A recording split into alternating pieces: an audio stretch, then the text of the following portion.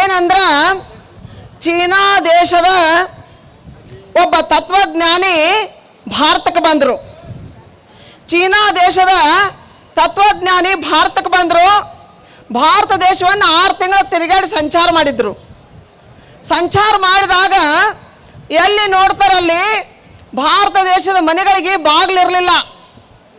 ಎಲ್ಲಿ ನೋಡ್ತಾರೆ ಶಾಂತಿ ಇತ್ತು, ಸಮಾಧಾನ ಇತ್ತು, ನೆಮ್ಮದಿ ಇತ್ತು, ಸಂಪತ್ತು ಭರಿತವಾಗಿರ್ತಕ್ಕಂಥ ಭಾರತ ದೇಶವನ್ನು ನೋಡಿ ಇನ್ನೂ ನೋಡ್ಬೇಕು ಮುಂದೆ ಏನೈತೆ ಅಂತೇಳಿ ಹೋದ್ರಂತ. ಅಲ್ಲೊಂದು ರಾಜ್ಯ ಇತ್ತು. ರಾಜ್ಯದೊಳಗೆ ಒಬ್ಬ ರಾಜ ಕುಂತಿದ್ದ. ಇಬ್ಬರು ರೈತರು ಬಡದಾಡಕತ್ತಿರು. ಎಲ್ಲೆಲ್ಲ ಭಾರತ ದೇಶದ ಸಂಪತ್ತು ಬರಿತೈತಿ, ಚಲೋದ ನೋಡಿದನು. ಇವರಿಬ್ರು ಇಲ್ಲಿ ಯಾಕೆ ರೈತರು ಬಡದಾಡತಾರ ಅಂತ ಹೇಳಿ ಆ ತತ್ವಜ್ಞಾನಿ ಪಾಯಿ ಅಂತಕ್ಕಂಥವ್ರು ಅಲ್ಲಿ ಬಂದ್ರು. ಬರೋದಕ್ಕ ಒಬ್ಬ ರೈತ ಹೇಳ್ತಿದ್ದಂತ ಇನ್ನೊಬ್ಬ ರೈತಗ, ನೋಡಪ್ಪ ನೀ ನನಗೆ ಹೊಲ ಹಚ್ಚಿದಿ, ನಾ ಇಡ್ ದಿವ್ಸ ಹೊಲ ಬೆಳೆದಾನ 5 ವರ್ಷ. ಆ ಹೊಲದೊಳಗ ಒಂದು ನಿಧಿ ಹತ್ತೈತಿ. ಆ ನಿಧಿ ನಂದಲ್ಲ ನಿಂದು, ಹೊಲ ಕೊಟ್ಟವಂದಂತ ಹೇಳ್ತಿದ್ದಂತ. ಆ ಹೊಲ ಕೊಟ್ಟವ್ ಹೇಳ್ತಿದ್ದಂತ, ಇಲ್ಲಪ್ಪ 5 ವರ್ಷ ಹೊಲ ಉಳಾಕತ್ತಿ, ಉತ್ತಾಕತ್ತಿ, ಬಿತ್ತಾಕತ್ತಿದಿ, ನಂದು ಹೆಂಗೆ ಆಗ್ತತಿ? ಈಗ ನೀವು ಉಳಾಕತ್ತಿದಿ ಅಂದ್ರೆ ಆ ನಿಧಿ ನಂದಲ್ಲ, ನಿನಗೆ ಹೊಲ ಹಚ್ಚಿದಂದ್ರೆ ಆ ನಿಧಿ ನಿಂದ ಅಂತ ನೀವು ಅವಾಗ ಹೇಳ್ತಿದ್ದಂತ. ಇನ್ನು ರಾಜ ಹೇಳಿದಂಥ ನಿಧಿಗೆ ನಾ ತಗೋ ನೀ ತಗೋ ಅಂತ ಬಡ್ದಾಡಕತ್ತಾರಿ. ಇಬ್ರು ರೈತರು ಬ್ಯಾಡ ಅನ್ನಕತ್ತಾರಿ. ಅಂತ ಮ್ಯಾಲತ್ತ ಇಲ್ರಿ ನಮಗಿಬ್ಬರಿಗೆ ಬೇಡ, ಆ ನಿಧಿ ನೀವು ತಗೋರಿ ಅಂತ ರಾಜಾಗ ಹೇಳ್ರಂತ. ರಾಜ ಹೆಂಗಿದ್ದಂದ್ರ, ನೀವು ಇಬ್ರು ಬ್ಯಾಡ ಅಂತ ಹೇಳಿ ನನ್ನ ರಾಜ್ಯ ಕೊಡತ್ತಾರಂದ್ರ ಆ ನಿಧಿ ನಾ ತಗೋದಿಲ್ಲ, ಈ ದೇಶದೊಳಗಿರ್ತಕ್ಕಂಥ ಬಡ್ರಿಗೆ ಹಂಚಿಬಿಡ್ತಾರಂತ. ರಾಜ ಬಡ್ರಿಗೆ ಹಂಚಿಬಿಟ್ಟಂತ. ಆಗ ತತ್ವಜ್ಞಾನಿ ಅಂದಂತ, ಭಾರತ ದೇಶದೊಳಗ ಇರ್ತಕ್ಕಂಥ ರೈತರು ಇಲ್ಲಿರ್ತಕ್ಕಂಥ ರಾಜ ಆತಕ್ಕಂಥವ್ರೆಲ್ಲ ಹೆಂಗದಾರ ಅಂದ್ರ ಒಳ್ಳೆಯವ್ರದಾರು, ವಿಚಾರವಂತರದಾರು. ಭಾರತ ದೇಶ ಅದಕ್ಕೆ ಜ್ಞಾನಿಗಳ ದೇಶ ಅನಿಸ್ಕೊಂಡೈತಿ, ಸಾಧು ಸಂತರ ದೇಶ ಅನಿಸ್ಕೊಂಡೈತಿ ಅಂತ ಹೇಳಿದಂತ. ಆದ್ರೆ ಸ್ವಲ್ಪ ವರ್ಷಗಳ ನಂತರ ಮ್ಯಾಕ್ಸ್ ಮುಲ್ಲರ್ ಅಂತಕ್ಕಂಥವ್ರು ಬರ್ತಾರೆ.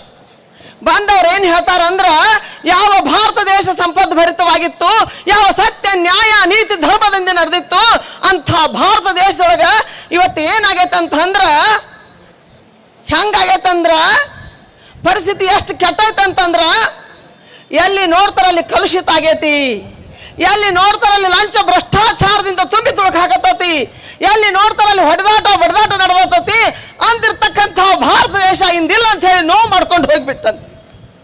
ಸಹೋದರರೇ, ಇವತ್ತಿನ ದಿವಸ ವಿವೇಕಾನಂದರು ಹೇಳ್ತಿದ್ರಂತ. ಏನಂತ ಹೇಳ್ತೀರಂದ್ರ, ನಾನು ನನ್ನ ಭಾರತ ದೇಶ ಹೊಟ್ಟೆತುಂಬ ಉಣ್ಣೋ ತನಕ ನಾನು ನಿದ್ದೆ ಮಾಡೋದಿಲ್ಲ. ಯಾಕೆ ನಿದ್ದೆ ಮಾಡೋದಿಲ್ಲ ಅಂದ್ರೆ ಉತ್ತಿಷ್ಠ ಜಾಗ್ರತ ಅಂತ ಹೇಳ್ಕೊತೀರಂತ. ವಿವೇಕಾನಂದ್ ತಮಗೆ ತಾವ ಹೇಳ್ಕೊಳ್ತೀರ. ಏನಂತ ಹೇಳ್ತೀರಂದ್ರ, ಭಾರತದ ನನ್ನಂಥ ವಿವೇಕಾನಂದ್ ಇನ್ನೊಬ್ಬ ಹುಟ್ರ ಭಾರತ ದೇಶದ ಭವಿಷ್ಯವನ್ನು ಬದಲಿ ಮಾಡ್ತಾನಂತ ಹೇಳ್ತಿದ್ರಂತ. ಹಂಗ ಇವತ್ತು ರೈತರಿಗೆ ಆಗ್ತಕ್ಕಂಥ ಅನ್ಯಾಯನ್ನ ನೋಡಿ ಇವರ ಭವಿಷ್ಯನ ಬದಲಿ ಮಾಡಿ ಉದ್ಧಾರ ಮಾಡಿ ವಿವೇಕಾನಂದ ರೂಪದಾಗ ಬಂದಿರತಕ್ಕಂಥವ್ರು ಯಾರು ಅಂದ್ರೆ ಅವ್ರು ನಮ್ಮ ಶಶಿಕಾಂತ್ ಗುರುಜಿ, ಚೂನಪ್ಪ ಪೂಜಾರಿ ಅಂತಕ್ಕಂಥ ಮಾತನ್ನ ಈ ಸಂದರ್ಭದಲ್ಲಿ ಹೇಳಕ್ಕೆ ಇಷ್ಟಪಡ್ತೇನೆ. ಇನ್ನು ಮೊನ್ನೆ ಒಂದು ಘಟನಾ ಆಯ್ತು. ಏನಾತಂತಂದ್ರ, ರಾಮದುರ್ಗ ತಾಲೂಕಿನೊಳಗ ಒಬ್ಬ ರೈತರು ಬಗರ್ನಾಳಕ್ಕೆ ಬಂದಿದ್ರು.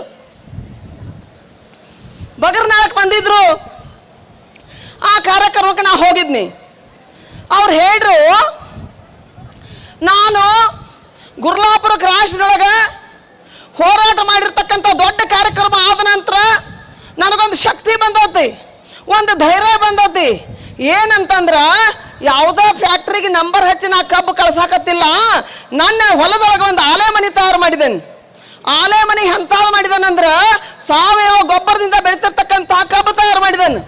ನಾ ಬೆಲ್ಲ ಹೆಂಗೆ ಬೆಳೆದಾನಂದ್ರ 5 ಗ್ರಾಮ 10 ಗ್ರಾಮ ಚಾಕ್ಲೇಟ್ ಹೆಂಗೆ ಮಾಡ್ತಾರಲ್ಲ ಹಂಗೆ ಕ್ಯಾಂಡಿ ಮಾಡಿದನು. ಆ ಕ್ಯಾಂಡಿ ಮಕ್ಕಳು ತಿನ್ಬೇಕು, ತಮ್ಮ ಆರೋಗ್ಯ ಆರಾಮ್ ಇಟ್ಕೋಬೇಕು. ಅಂಥ ಕ್ಯಾಂಡಿ ಇವತ್ತು ಎಲ್ಲಿ ಬೇಕಲ್ಲಿ ಫಾರಿನ್ ತನಕ ಹೋಗ್ತಾವು. ನಾನು ಯಾರಿಗೂ ಸೊಪ್ಪು ಹಾಕೋದಿಲ್ಲ. ಇವತ್ತೊಬ್ಬ ರೈತನಾಗಿ ನಾ ಹೆಂಗೆ ಅಡ್ಡಾಡ್ತಾನೆ ಅಂದ್ರೆ ವಿಮಾನದೊಳಗೆ ಹೋಗಿ ವಿಮಾನದೊಳಗೆ ಬರ್ತಾನೆ ಅಂತ ಹೇಳ್ತಾನೆ. ಅದು ರೈತಗಿರ್ತಕ್ಕಂಥ ಸ್ವಾಭಿಮಾನ. ತಾಯಂದಿರೇ, ಸಹೋದರರೇ, ಇವತ್ತಿನ ದಿವಸ ಈ ದೇಶಕ್ಕೆ ಬೆನ್ನೆಲುಬಂತ ಯಾರು ಅಂತ ಹೇಳ್ತಾರೆ ನೀವು? ಈ ದೇಶಕ್ಕೆ ಬೆನ್ನೆಲುಬು ಯಾರು? ರೈತರು.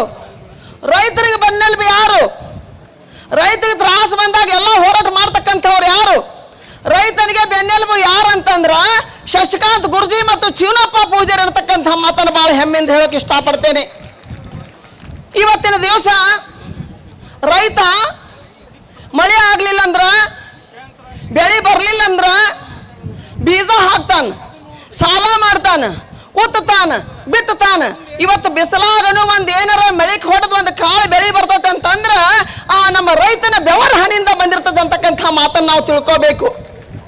ಆದ್ರ ಇವತ್ತು ವಿಜ್ಞಾನಿಗಳು ಅಂತಾರೆ ನಮ್ಮ ರೈತ ಸಾಮಾನ್ಯ ಇಲ್ಲ, ನಮ್ಮ ರೈತ ಎಲ್ಲರ್ಕಿಂತಲೂ ದೊಡ್ಡ ವಿಜ್ಞಾನಿ ಅದಾನ.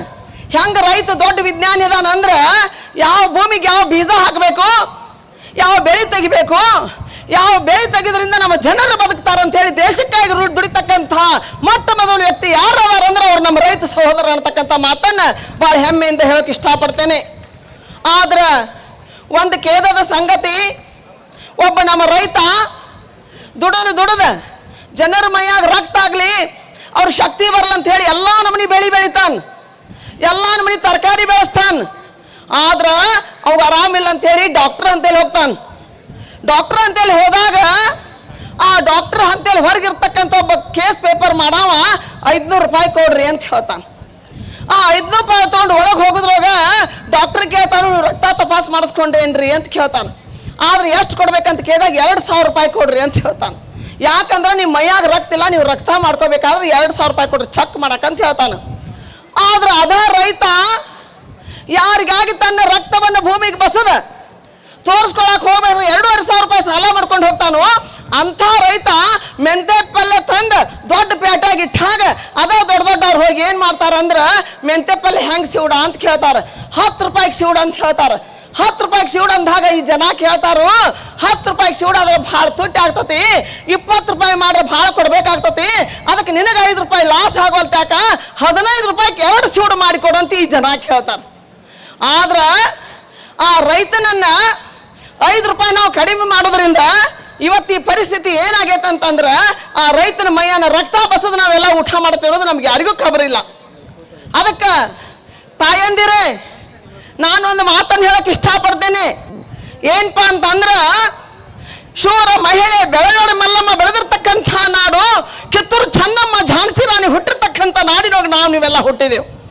ಅದಕ್ಕೆ ಶಿವಾಜಿ ಮಹಾರಾಜನಂತ ಮಹಾರಾಜ ಬೆಳವಡಿ ಮಲ್ಲಮ್ಮ ಹೇಳಿದಂತ ಏನಂತ ಹೇಳಿದಂದ್ರ, ನಿನ್ನಂತ ಶೂರ ಮಹಿಳೆ ಯಾವ ನಾಡಿನೊಳಗೆ ಹುಡ್ತಾಳ ಆ ನಾಡಿನ ಮೇಲೆ ನಾವು ಯುದ್ಧಕ್ಕೆ ಹೋಗೋದಿಲ್ಲ ಇರಬೇಕಾದ್ರೆ ನಮ್ಮ ಹೆಣ್ಮಕ್ಳಲ್ಲಿ ಎಂಥ ಶಕ್ತಿ ಐತಂತ ನೀವೆಲ್ಲರೂ ತಿಳ್ಕೋಬೇಕು. ನಮ್ಮ ಹೆಣ್ಮಕ್ಳು ಎದಕ್ಕೂ ಆಸೆ ಮಾಡಬೇಡ್ರಿ, ಕಷ್ಟಪಡ್ರಿ, ದುಡಿದು ತಿನ್ರಿ, ಕಟ್ಟಿ ಮೇಲೆ ಕುಂತು ಉಸಾಬರಿ ಬಂದ್ ಮಾಡ್ರಿ, ಪ್ರತಿ ಮನೆಗೂ ಹೆಣ್ಮಕ್ಳ ಸಂಘಟನೆ ಮಾಡ್ರಿ. ಈಗ 4 ಮಂದಿ ಬಂದ್ರೆ ಮುಂದಿನ ಸಲ 1000 ಮಂದಿ ಕರ್ಕೊಂಡ್ಬರುವಂಥ ಶಕ್ತಿ ನಮ್ಮ ಹೆಣ್ಮಕ್ಳು ತಯಾರಾಗಬೇಕು. ಸುಮ್ಮನೆ ಬಂದೇವ ಅಂತ ಹೇಳಿ ಕತೆ ಕೇಳಿ ಹೋಗೋದಲ್ಲ. ನಮ್ಮ ತಾಂಡಾದ ಹೆಣ್ಮಕ್ಳು ಮಾನ್ಯ ಒಂದು ಕಾರ್ಯಕ್ರಮ ಮಾಡ್ರೆ ಆ ಕಾರ್ಯಕ್ರಮಕ್ಕೆ ಬಂದಿದ್ರು, ಇವತ್ತು ನನ್ನ ಗುರ್ತಾ ಹಿಡಿದ್ರು. ಅದಕ್ಕೆ ತಾಯಂದಿರೇ, ನಿಮ್ಗೆ ನಾನು ಹೇಳ್ತೇನೆ, ಗಂಡು ಮಕ್ಳು ಎಷ್ಟು ಜನ ಕುಡಿದಾರಲ್ಲ ಮುಂದಿನ ದಿನಮಾನದೊಳಗೆ ನಮ್ಮ ಹೆಣ್ಮಕ್ಳು ನೀವು ಹೆಂಗೆ ಬರ್ಬೇಕಂತಂದ್ರೆ ಶಾಲೆ ಹೊಸಾಕ್ ಸಾಕಾಗಬಾರ್ದು. ಈ ಲೈನ್ ಕುರ್ಚೆಲ್ಲ ಬರೀ ಹೆಣ್ಮಕ್ಳು ತುಂಬುವಂಥ ಕೆಲಸ ನಮ್ಮ ಮುಂದಿನ ದಿನಮಾನದೊಳಗೆ ಹೆಣ್ಮಕ್ಳು ಮಾಡಬೇಕು.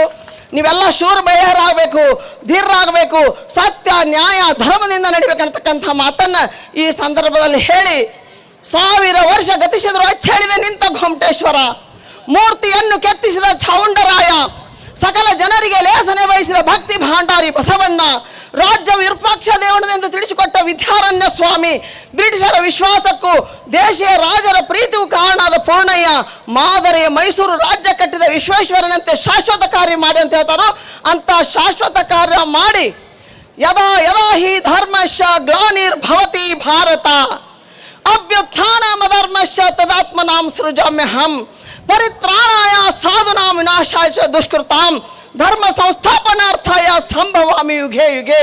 ಸಾಧುಗಳ ಸಂರಕ್ಷಣಕ್ಕಾಗಿ, ದುಷ್ಟರ ಸಂಹಾರಕ್ಕಾಗಿ ಯುಗ ಯುಗವನ್ನ ಹುಟ್ಟಿ ಬರ್ತಾನಂತ ಹೇಳಿ ಮಹಾತ್ಮರು ಹೆಂಗೆ ಹುಟ್ಟುತ್ತಾರಲ್ಲ ಹಂಗೆ ರೈತರೆಲ್ಲ ಹುಟ್ಟಿ ಈ ದೇಶದ ಭವ್ಯ ಭವಿಷ್ಯವನ್ನು ಬದಲಿ ಮಾಡ್ಬೇಕಂತಕ್ಕಂಥ ಮಾತನ್ನ ಈ ಸಂದರ್ಭದಲ್ಲಿ ಹೇಳಿ ನನಗೆ ಅವಕಾಶ ಕೊಟ್ಟಿರ್ತಕ್ಕಂಥ ನನ್ನ ಸಹೋದರ ಶಶಿಕಾಂತ್ ಗುರುಜಿಯವರು ಹಾಗೂ ಚುನಪ್ಪ ಪೂಜೆಯವರು ಈ ಬಿಜಾಪುರ ಜಿಲ್ಲೆ ಎಲ್ಲ ಜನತೆಗೂ ಮತ್ತೊಮ್ಮೆ ಸೈಡ್